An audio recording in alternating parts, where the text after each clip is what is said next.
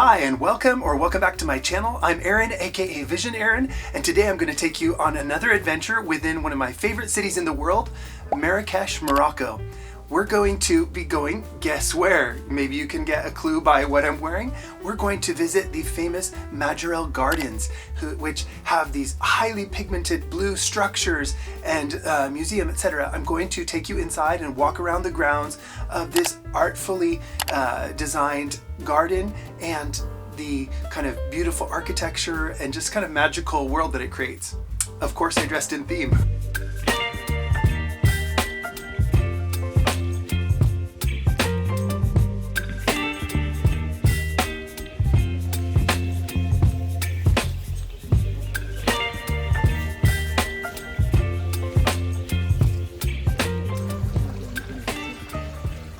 One thing that you'll want to know before visiting the Majorelle Gardens is that now they require you to book online in advance, and the lines can be super long. So you'll want to make sure that you choose a time slot and get there early, because you're going to be waiting in line for a long time if it's peak season. So you can't just walk up and buy tickets at the window. You have to do it with an internet connection or on your phone, etc. So do that in advance.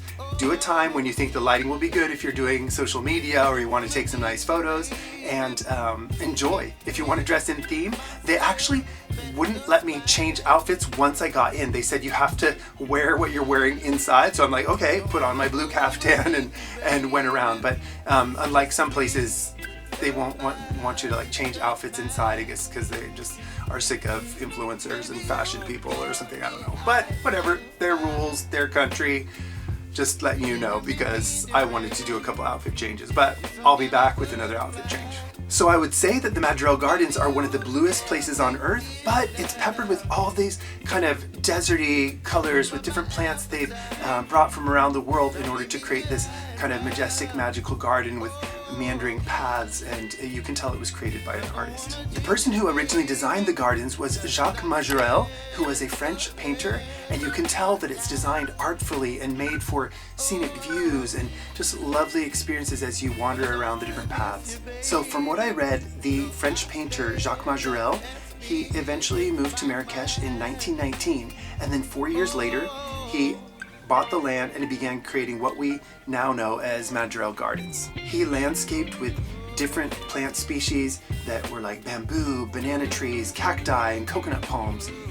And he also created Majorelle Blue, which you can see on all of the walls. They're so highly pigmented. It's a distinctive color that is covering all of the main structures.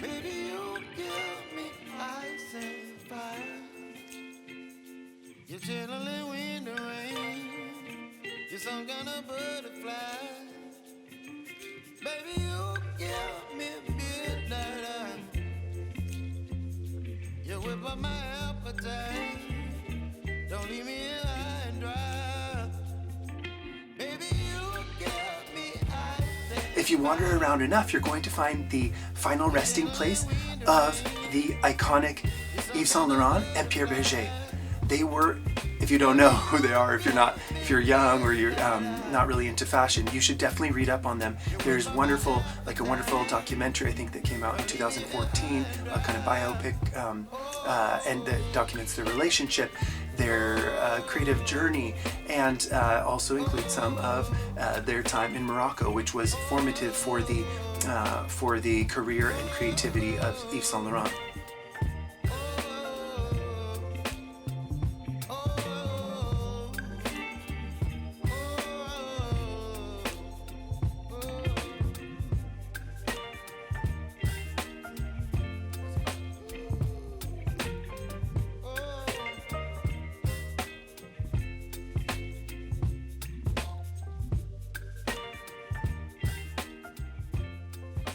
If you made it this far in the video, then it means there's probably something that you like, and because I'm a new channel, I can appreciate every single like, subscribe, and comment, so do what you gotta do down below and help me out, and I'll see you in the next one. When I saw this color blue, I'm just like, I was inspired, of course, looking at it, and I wanted to wear clothes that would match with it, but I also wanted to find out more about this highly pigmented blue.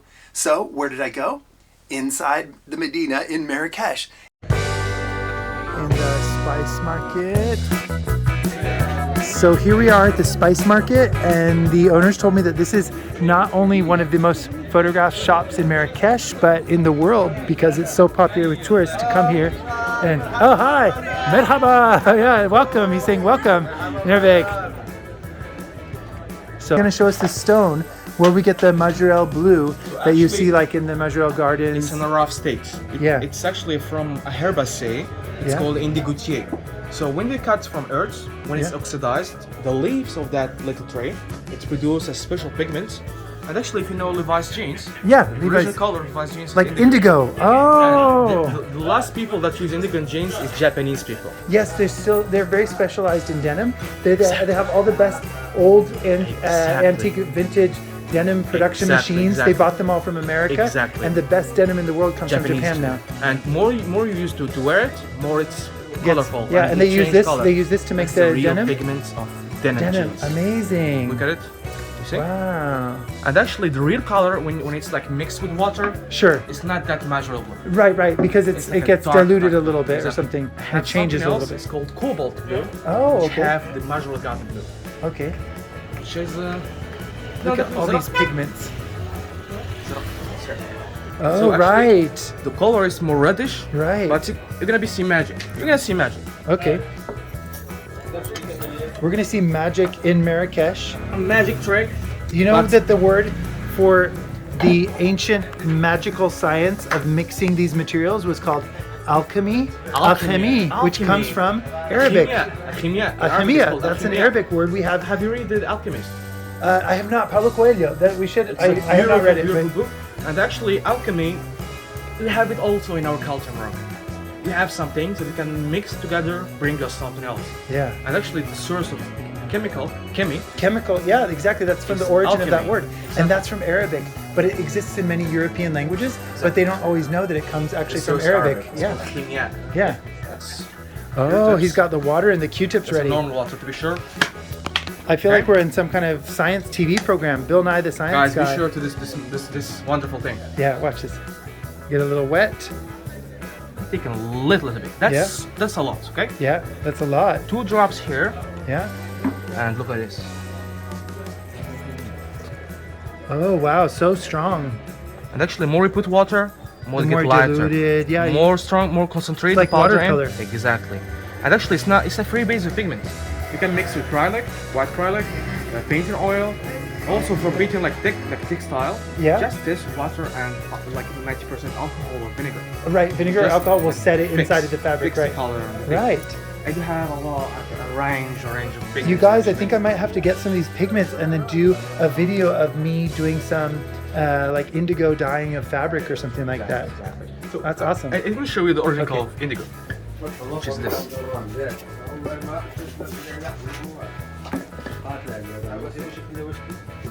It's more darker. It's real darker than this one. With this color. It's a real denim jean color. Beautiful.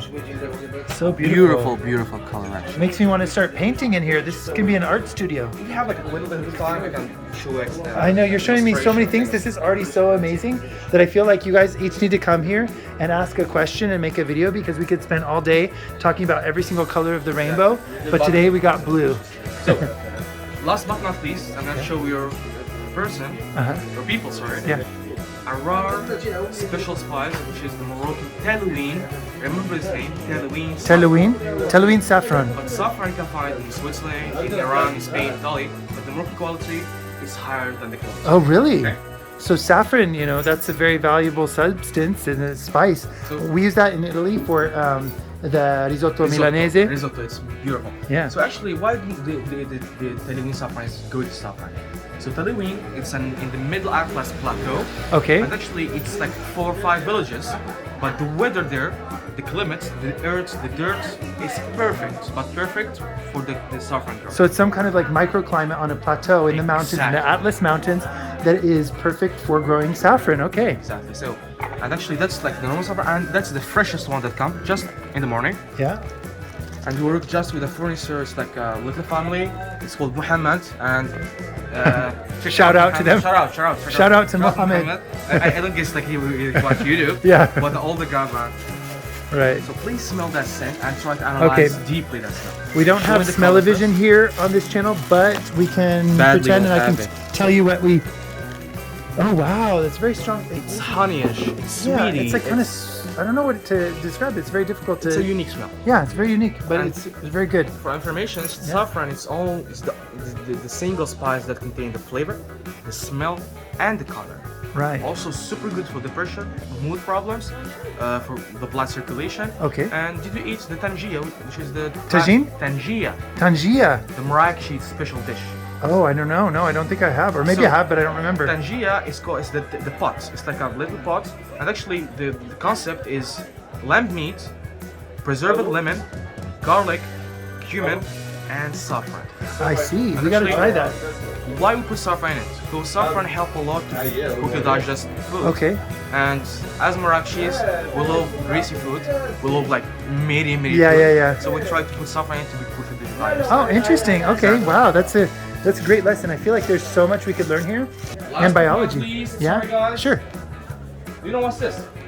No. Salt? I'm sorry for this. It looked like crack or crystal meth, but it's not at all. Oh, it's not crack or crystal meth. Exactly. Don't do drugs, kids. Don't do drugs, kids. Never ever drugs. Never. Even tobacco, okay? Yeah. So, this is called eucalyptus crystals, okay? Eucalyptus crystals. I've never heard of that. So actually, it's eucalyptus oil crystallized to get a solid substance. So this use actually any kind of migraine, sinus, breathing problem, even hangover at morning. Okay. If you're like killed that morning. Oh, it's like a hangover cure. Exactly. I can tell you, as soon as he opened up that jar, it's like wafted into me, but it feels like fresh, like minty. It's a little bit like, it's a little different than just when you smell something that's eucalyptus. It's like eucalyptus, but it feels almost like minty eucalyptus. It's cool, okay? Yeah, like cool, yeah. Exactly. So actually in this stage, it's passive. Okay. That strong is passive. For activated, actually, you should have a boiled water cup, a tiny crystal, like a rice-sized crystal, and do inhalation. Yeah, it feels like it's very powerful, so I think a little bit goes a long way. Exactly, and actually super good for massage also. Oh, really? Joint problems, like muscular problems, super good. I think it works really well because even just at a distance, I could get the vibe of how strong it was, even from a distance. That's special too, and actually the customs know it well, so no problems in. Okay, right. Oh yeah, because when you're going through the airport, you just want to make sure they open that. They're going to know immediately what that is because it's very recognizable. So this is so cool, you guys. That's it, guys, and thank you for such a detailed presentation. Big pleasure, sir. It's so nice. So I'm gonna open this pomegranate Fanta and try it. I've never heard of that flavor. Never tried it, but I do like pomegranate, and I don't really drink a lot of soda, but I'll make an exception for the pomegranate Fanta. Oh wow, it's actually really interesting. It's actually really flavorful, and it's not as sweet as you would think it would be. It's like a little bit, like it's actually quite deep in the flavor. It's like you feel a lot of almost like the syrupiness of the fruit rather than like the artificial, I don't know, raspberry or something. It actually feels like there's a lot of fruitness or flavor to it. So whatever they did, I think they nailed it, whatever it is. And it's not as super sweet, but it still feels like kind of like the natural fruit, like a little bit of almost like a ripe fruit taste to it. Interesting, and I'd say I'm glad I tried it. Very cute, colorful artwork. I like your hair, it's awesome. Good luck with everything.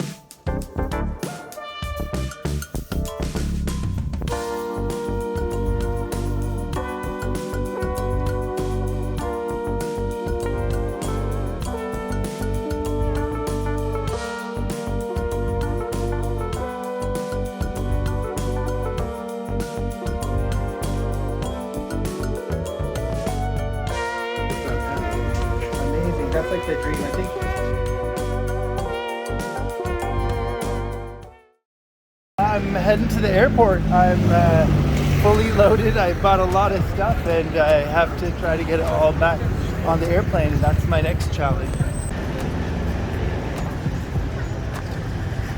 I love seeing art, it inspires me, and also when you see artistic creations like the Majorelle Gardens. I hope you enjoyed viewing this magical place with me.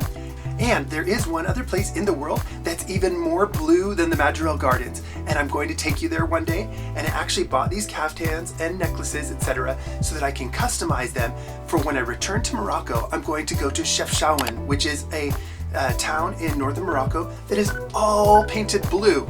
So stay tuned. In the future I'm going to make that video, but I gotta customize these and adapt them and make them more fashion. So stick around for that. I'm going to also make some different blue necklaces with the different beads that I got, mixing them with some other upcycling beads that I got from other sources and those that I got in Morocco.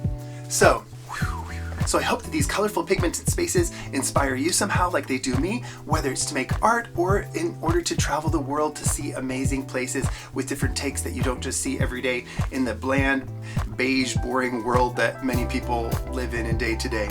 So I hope you can make it to Marrakech and you can make it to the Majorelle Gardens. Let me know if you've already been or if there's other places that you would like me to visit in the beautiful country of Morocco, because I come pretty often. All right, I'll see you in the next one, and I hope you have a great time wherever you are in the world, whatever time of day it is or night.